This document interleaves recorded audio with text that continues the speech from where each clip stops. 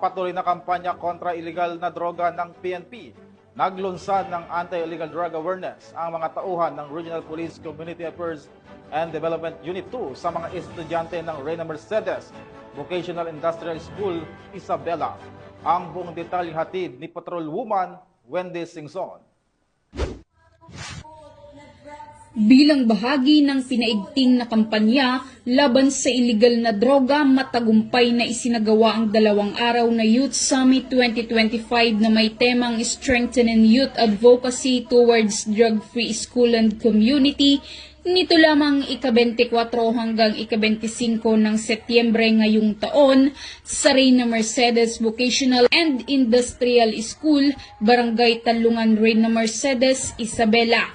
Pinangunahan ito ng Reyna Mercedes Police Station sa pamumuno ni Police Major Charles B. Carino, Chief of Police, at Regional Police Community Affairs and Development Unit 2 sa pamumuno ni Police Captain Ruby Ann J. Versida, OICRP Kadutu, katuwang ang pamunuan ng RMVs sa pangunguna ni Mrs. May Rani Christine A. Sipagan, School Principal 2.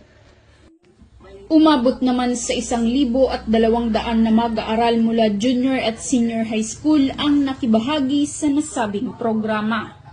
Tinalakay ni Police Captain Jefferson N. Dalayak, Deputy Chief of Police ng Reyna Mercedes Police Station, ang issue ng gangs and youth violence kung saan binigyan diin ang kahalagahan ng mentorship, community support at personal development upang maiwasan ang kabataan sa gang-related activities. Samantala, tinalakay naman ni Patrolwoman Jerilyn Colico, Action PNCO ng RP Kadutu, ang patungkol sa Republic Act 11930 para sa mga mag-aaral mula grade 9 at grade 10 at Republic Act 9165 para sa mga mag-aaral mula grade 11 at grade 12 ng nasabing paaralan.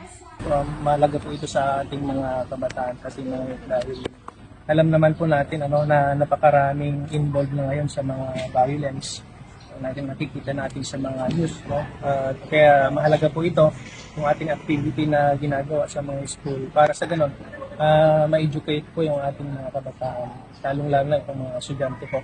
Samantala, patuloy ang PNP Isabela sa pakikipag-ugnayan sa mga paaralan upang mapalawak ang advokasya laban sa iligal na droga.